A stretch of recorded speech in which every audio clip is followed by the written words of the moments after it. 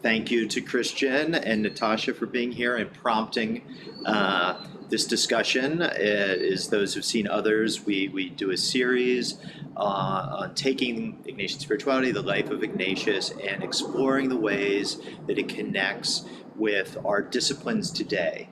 And all that we do here at Loyola High School and part of this community. So really excited to have this conversation connected to the life of Ignatius, and particularly the story of him and his conversion, and the topics of grief, mental health, wellness, other things that are so timely for us today.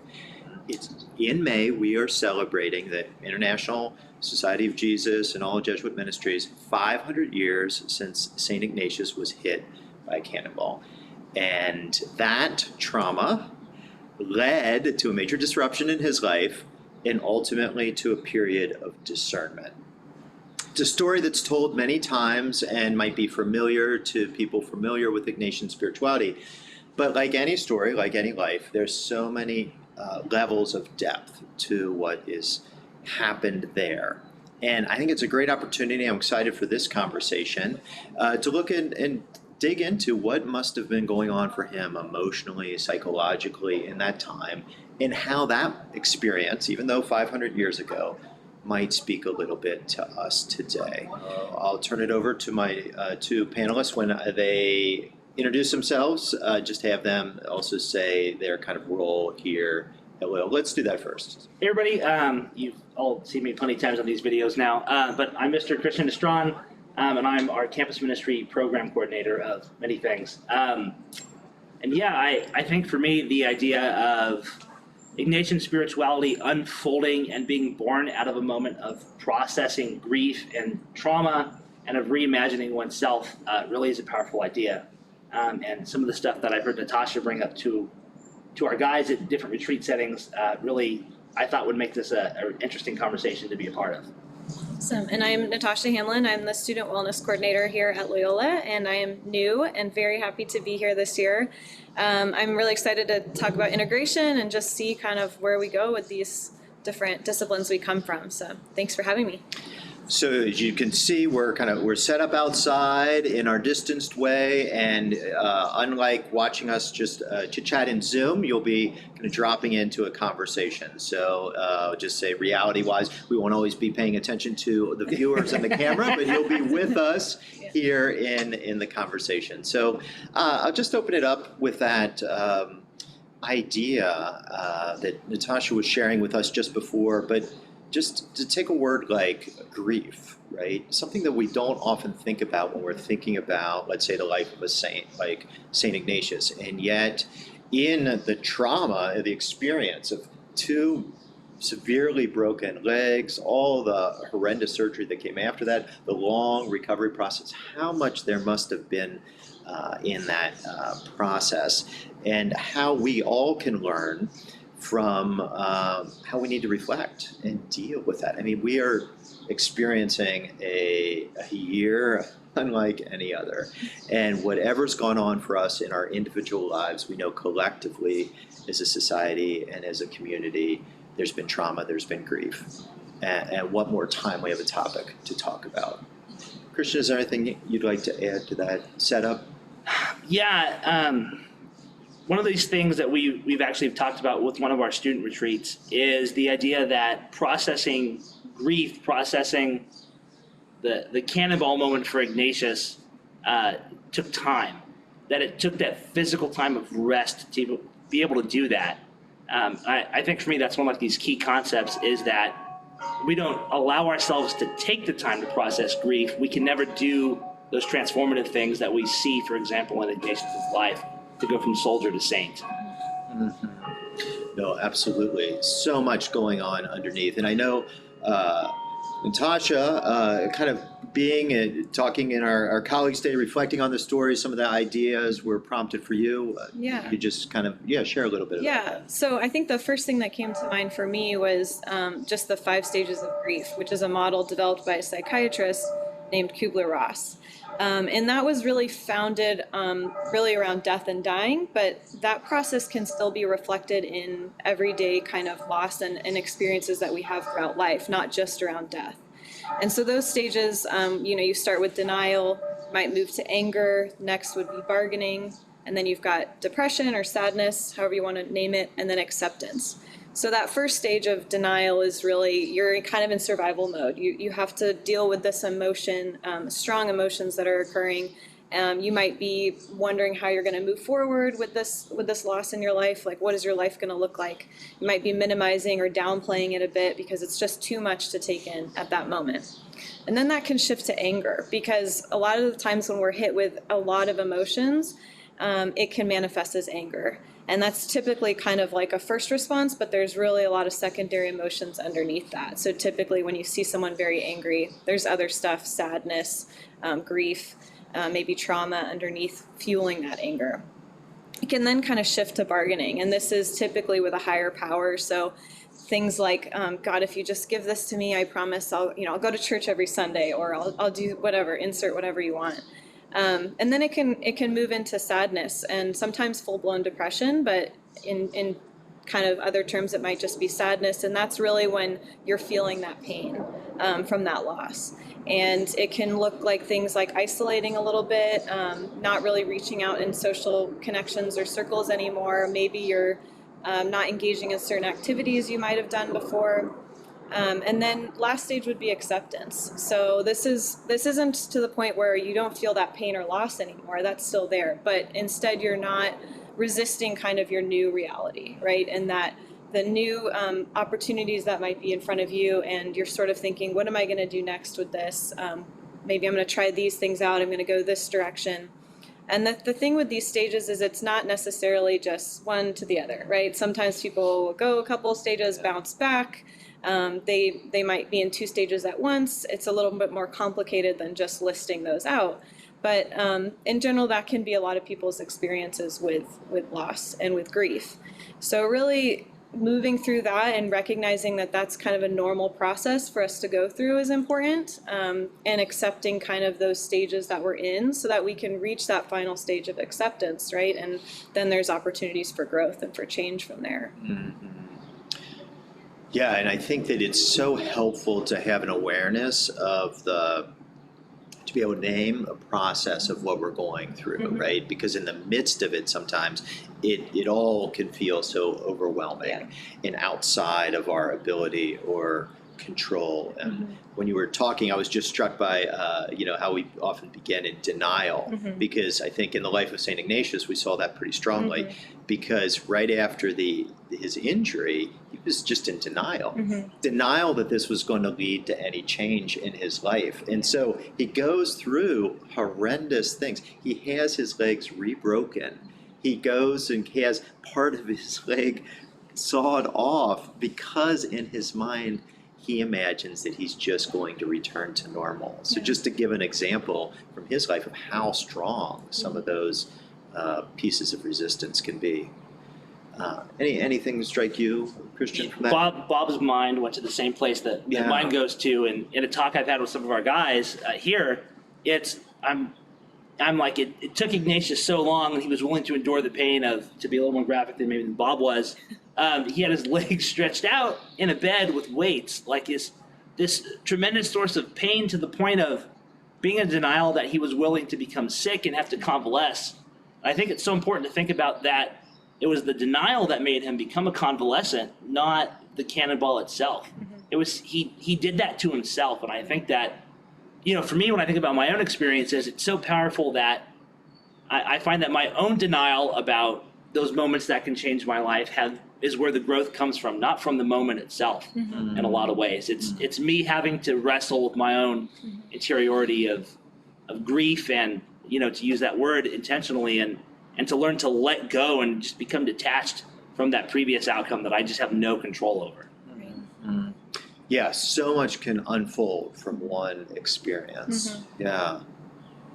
How is that How have you seen that kind of in your own work? Or Yeah. experience? Yeah, I mean, it's really complex. It's easier to sort of simplify things with these stages and talk about it in that sense. But there's also, with a lot of clients I work with, there's also shame, a bit of shame as a component to it too, because society is not very patient with this process, right? It's kind of like, if you take death and dying for some reason, I mean, what would you say as, what society might allow a person to be in that space for? Like, how many months are people patient and accepting of that? What would you guys say in your experience that you've noticed?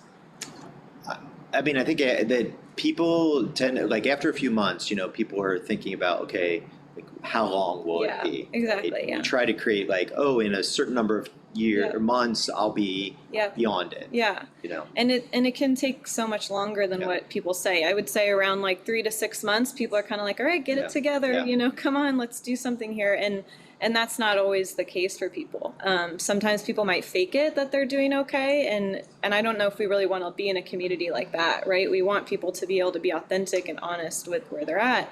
But there is that piece of shame too, that people expect me to be okay and to be better, and I should just get over this hiccup in my life or this loss in my life. So I do see a lot of shame, a lot of guilt around it, which also are kind of roadblocks to the process. It's part of the process, but it's hard to kind of move forward with those things. So a lot of that stuff has to be dealt with really before you can kind of move on. So I see that a lot, definitely. I think that's such an important part to think about, like how much space is created for people to really and live in the process, to do and be who they need to be. I mean, it made me think of just Saint Ignatius's family when he decided to change paths were not in favor. Yeah. Right? They wondered a lot through that long period of convalescence, like what's he up to? And then when he came up with these new ideas and changing who he was going to be, it was not something they were excited about. And yeah. I'm even thinking about beyond Ignatius, like the response his original ideas had in his own setting were not very popular. He got thrown in jail for a while because of some of the things he was talking about and some of his own insights. That's a little further down the road from the Cannonball, but I think it speaks to how profound the change can be and how big of a shift that can come when we allow ourselves the time to do that. Just our own interior self, and I'll use the word authenticity maybe, that own sense of authentic self that we really can finally dig into can so dramatically change from what we perceived it was before. Right. And also not minimizing that process of how long that takes and also the challenges along the way, because it must have taken and been really difficult for him to make that change in himself and then to not have support from other people. So that's another hurdle to come across, right? So it's a challenging thing to go through, definitely. And that it's not done on a particular timetable, Right. or even once you're done with a certain level of it. Right. So Ignatius goes through this first dramatic initial conversion, opposition of his family, and then goes off to Montserrat, where he symbolically lays down his sword and kind of the external symbols, and then this time in Manresa where he spends months just kind of going internally. And in that period, we see him really fall into some deep depression, perhaps following the stages of grief, where he's really coming to recognize the real loss and the depth of it. And how often I think that can happen. Sometimes when we think we're done with it or we're past something, all of a sudden something new comes. And I think it was so important what you said, that we can get into this place where we will blame ourselves. Like, why am I not past it? Why haven't I moved on? And so much of it that Ignatius wrestled with, that he tried to pass on to us, is that this desire for control or certainty are illusionary and can lead us down the wrong path, right? Absolutely, yeah. And I'm struck by one of Ignatius's big takeaways at the end of his life from that initial period is he dealt with shame so visibly. Like, he forced himself to wear uncomfortable clothing. He forced himself to do practices of, I think today what we might say self-harm, of, extreme fasting, pushing himself to his physical limits to try and, get over those, what I think what we can really say are emotional, mental, and spiritual hurdles through physical means. And, you can see that he didn't have the tools at first to process that. And I think that is such a powerful part of his story, is that he had to go through the process of learning to develop his own unique method of authentically processing that grief through, by Bob, it's pretty years of his life that he had to do that, because, he talks at the end with, letters to younger Jesuits about don't do practices of extreme fasting and do this or that. Instead, it's about asking yourself these questions and allowing yourself the freedom to lose control to finally get there, rather than trying to gain more control through practices of austerity. Yeah. That was throughout. Part of what he was trying to do is pass on the wisdom that he'd gotten through his own suffering to others. Right. What are there, and part of that was like tools or insights. What are kind of some of the practices or tools or things that you would offer? Well, when you guys were just talking about that letting go of control piece, it made me think of a lot of times with my clients, it's working on what is within your control and what is not, because there's so much anxiety and so much energy spent on trying to worry about things that you don't have control over. And obviously it's easier said than done to try to let go of those things, but I really do work with my clients on recognizing that. So give me a list of what's within your control right now. Can you study a little bit more for this exam? Cool. You can't change how the teacher's going to grade it, so let's put that over here. You can't change this grade from the past test, but what's something that's in control now? So I think being able to compartmentalize those a little bit and learning to kind of lift those up to either it's a higher power or just kind of putting those away. We do things like ripping up the piece of paper, some kind of metaphorical things like that. But really trying to differentiate that piece of what you can control and what you can't. And then trying to expand that window of tolerance because of that emotional pain, right, that you're going through, and those strong emotions that are so difficult to manage. So increasing that window of tolerance a little bit by a little bit of exposure of those feelings, while also coupling that with coping skills, right? So meditations, praying, deep breathing, exercising.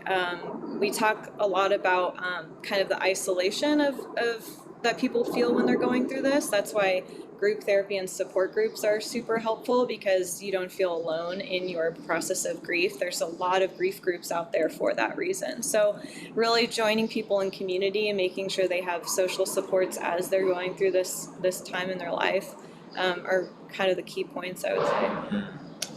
Yeah, when talking about kind of what we have control over and what we don't and the importance of that, it applies, I think, so much also in the context of Ignatian discernment. Yeah. So one of the things you'll see with discernment is an important question is the decision timely or not?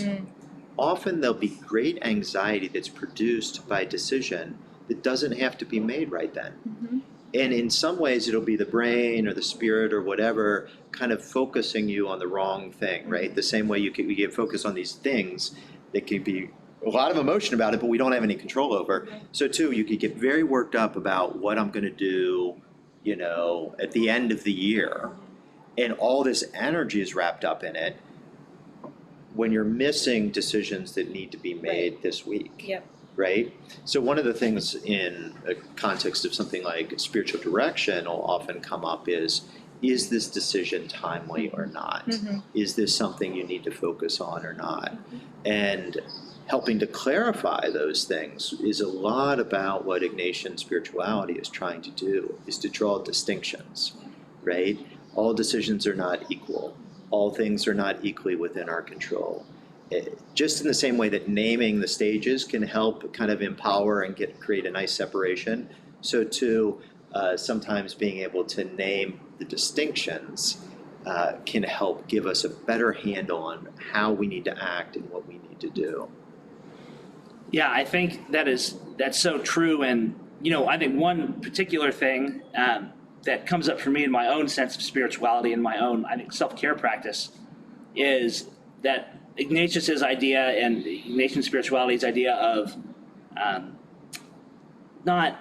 trying to find the right word here, Bob. It always not disengagement, but Detachment? Thank you. There's the word. Indifference? Sorry, Yeah, not, it's indifference. Ignatian indifference. Ignatian Sorry. indifference. I know it always rhymes. But the idea of, for me, Ignatian indifference is such a powerful motivator in my own life to think about, if I can't control this, why do I have to be so involved with it?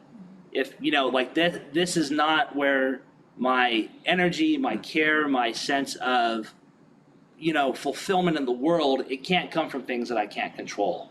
And the freedom that comes from being indifferent in that way, not that, I think so often we hear the word indifferent and we think, well, I don't care about anything, but rather it's being intentional and saying, I can't care about the things that I can't control. And the freedom that comes from giving yourself that permission to breathe. Right. And that permission to, and I think one of our other conversations that everyone should watch is daydreaming. And I think for me, I love the practice of giving myself the freedom to daydream about things about myself that I can control, that I can be an active part of changing, and letting go of those dreams that just don't involve things that are out of my sphere of influence on in daily life. No, absolutely. One of the other things you mentioned was kind of appropriate exposure to different emotions, and also in support with others, right? So I think that both in that and in all of our work and being part of a community here, it's that desire to support one another in the challenges we face. So just turn a little bit here to our shared context of the pandemic, of this past year, right? All together, we've all experienced collective grief in some ways. What can we say about that? How can we think about, are there things as we as a community, that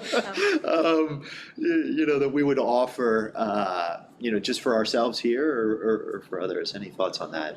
Yeah, I mean, I think the biggest thing is that really we're still sort of in our trauma with the pandemic. It's kind of, we're all sort of in the survival mode of like, how can I still do a good job and be a good parent and be a good sibling and all these things, and just trying to kind of get through the day. And so it's very much still kind of survival mode, like fight or flight situation. And when we start to come out of the pandemic and things go back to being normal, there's a lot, some people will kind of return back to baseline, but for a lot of people, they're not going to. And so we need to really start thinking about that more. Obviously, we're still dealing with where we're at now, but that's going to be something I think some people will just be expecting everybody to be okay and be fine and back to normal. And just having that patience with people and that space for people, and acknowledging that that's kind of a normal reaction too, to not just be totally fine after going through a traumatic experience like that, is going to be really important. Yeah, I think one of the biggest things for me is I've been coming back to, as I think about doing, working with our students and our own faculty and staff, and hearing people still grieving so openly and so, I don't want to say bitter, but just with this sense of when will this be over, is such like a strong feeling right now, especially with vaccines. And, all of us, I hear are vaccinated, and more people are entering into this space, but they're asking, does the grief not have an end? And I think one of those things that I've talked with people about and with myself is just, again, letting go of that part of the grief, of saying we don't get to decide when the trauma ends, unfortunately, and knowing that we just have to walk through it in community. And I think it's so important to think about that our sense of community really should be something that we hold to now and be willing to question and expand after we're done. Yeah. I mean, just in what both of you were saying, so many echoes of the earlier part of our conversation, right? About the importance of letting go of control, of the importance of letting go of thinking that there's a timeline, or that people will be at the same place at the same time. And also, too, letting go of the idea that we're going to return to a certain type of baseline that we had before, right? I often think of the context of Ignatian spirituality, what Saint Ignatius went through, and my own and others kind of in the working of mental health and wellness, is that at the end of it all, it's not we're back to the baseline of before. It's changed, but we've also gotten better, stronger, whatever, because the ways that we've been able to honestly and effectively go through those experiences, right? And so that not to be look to just the hope of the future, but that in the recognition that it's going to take a long time, that there is no set timeline, but that having conversations like this, being able to lift up collectively more effectively the reality of grief and trauma, will equip all of us as a community, hopefully, to be able to name these experiences and to get the support that we need and deserve from one another, not just in this experience, but in all of our collective lives going forward. As any other, thoughts or comments or things that, stir from this conversation? I mean, I think just the plug too that sometimes, majority of the times you can't always go through this process without getting outside support, whether that's just with friends and family, but that it's normal and it's okay to be getting like professional help with some stuff too. I don't want to minimize this whole process and say that that's not a huge and a key important factor with it, with trauma, with grief, with loss, is really important to take care of yourself and get support from professionals as well as your, friends, coworkers, and family members too. No, that's a great point, to get the help, the professional help that's out there and available, and such a benefit. Yeah, and I think going right along with getting the help is acknowledging that in some ways the trauma never leaves.